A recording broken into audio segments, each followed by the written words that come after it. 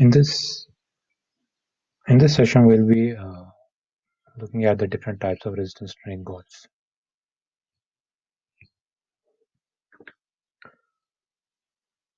So there are two types of resistance strain gauges as introduced in the last session: unbonded and bonded strain gauges. The difference is that in case of unbonded strain gauges, we have a frame that consists of a stationary and a movable part, and a wire is placed on these parts is located between the two stationary and movable parts and wrapped around a non-conductive post. So the wire tension will increase or decrease with change in pressure. So when the movable part actually is displaced, this strains the wire and increases or decreases the resistance accordingly. So we can use some measurement device for measuring this resistance. Say for example a Wheatstone bridge that will give us an equivalent uh, by proper calibration. We can get an equivalent pressure out. So sometimes four wires are used, two in tension and two in compression. On the other hand, in case of a bonded strain gauge, the construction is that a foil is bonded to a diaphragm, and the change in pressure uh, causes the diaphragm to flex, which will be in turn sensed by the wire. So sometimes four strain gauges are used as a set uh, to near the center of the diaphragm, which will actually help us in measurement of tangential strain, while as to near the circumference where they encounter the radial strain. So this is an improvement over the unbonded type since it eliminates the posts and the frames.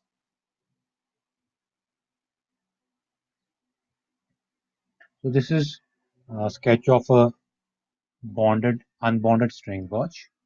We have the movable and fixed plates and the wire connected at them. So today we'll be looking at the bonded strain gauges. So there are a number of factors that actually need to be considered while designing a bonded strain gauge. The filament construction, material of the filament, the base carrier material, the seamer to be used between the filament to the carrier, and the lead wire connections. So now looking at the filament construction first, we have three different designs. Uh, It can be in the form of a flat grid, a flattened helix, or a thin foil to give a flat grid pattern. So as shown above. So in the flat grid type, the gauge length is around 1 inch and the wire size is this much micro. For a shorter gauge length, what we do is we use the helical structure uh, that can be up to 1/16 of an inch. So in this type, the resistance wire is wound around a thin walled cylinder that can be formed in the form of helix, and this cylinder is then flattened and bonded between the two sheets of insulating material. For measuring still smaller for shorter gauge lengths up to 1/64 of an inch, foil type is used, and what we do in case a metal foil of about this much thickness and is formed on a plastic film. So that gives a total thickness of around 0.001 inch. So this foil is etched between by suitable process so that a metallic grid can be formed. So the nominal value of resistances for these gauge range from 40 to 2000 ohms.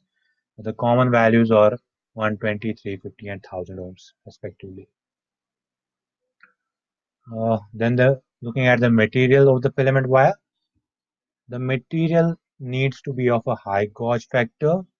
The common materials that are used are advanced isoelectric and nichrome V, different types of alloys, and there are a number of factors that actually govern the choice of material to be used.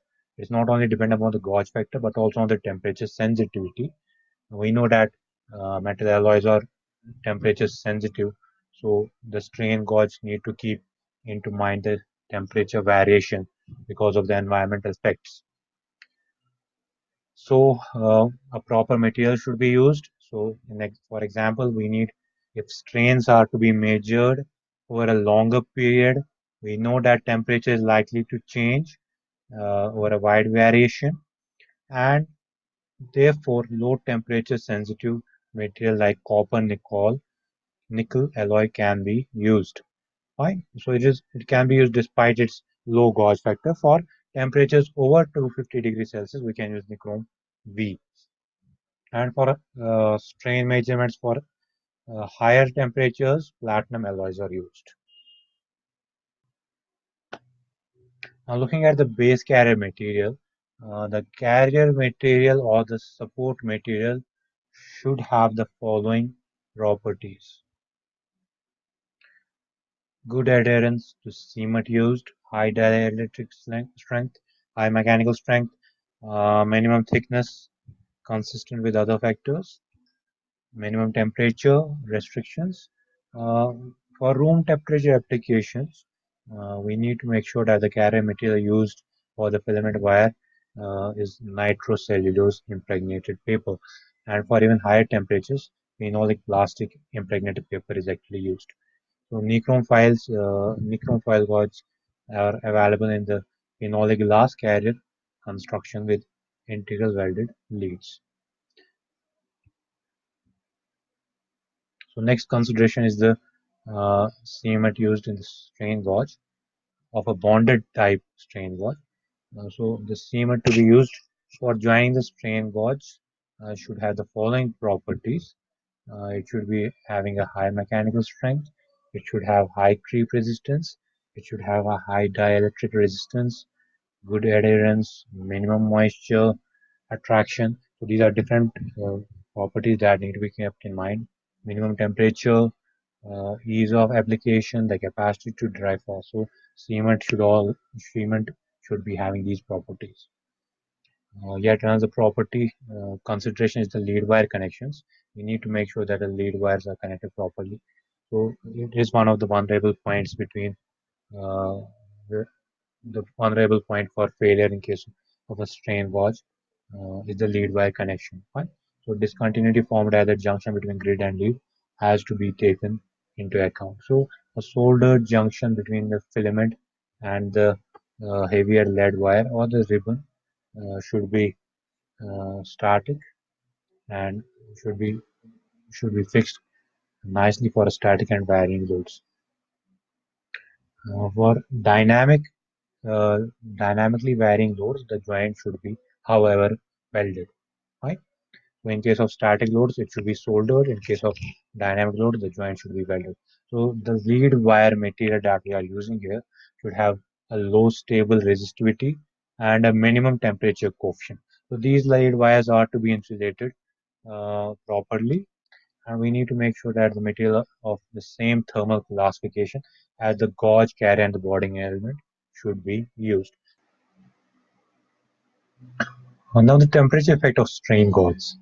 The temperature effect on strain gauges can be measured in terms of can be classified in terms of two types of effects that the temperature has on the strain gauge. Right? So the first manner in which the temperature affects the strain gauge is in the differential expansion, thermal expansion of the material itself. So this expansion will exist between the grid support and the gauge, while as the second effect of the temperature will be the variation in the resistance because of the variation in temperature. So unless proper connections or compensation is done, the resistance will be different from the actual strain. Also, the temperature will cause a change in the gauge factor. This effect has to be seen to be negligible in case of metallic gauge, but considerably higher in case of semiconductor gauge. So, uh, a number of methods have been used successfully for uh, reducing the effect of temperature, and by that we actually mean the use of liquid relay. Fine. So between the temperature range of 7 to 1100 degrees Celsius, by the use of liquid helium, we can actually counter the effects of temperature. So in today's session, what we actually seen is that the number of factors that govern the bonded type strain gauges. So we have the filament construction, we have the material of the filament used, we have the base carrier material, fine. We have the cement that actually bonds the filament to the carrier, and we have the lead wire connections, and also the effect of temperature on bonded strain gauge. So we actually need to now see how strain is measured using the strain gauge and the electrical circuitry uh, that will be employed for measurement of strain gauge. Right? So that will be done in the next session, inshallah.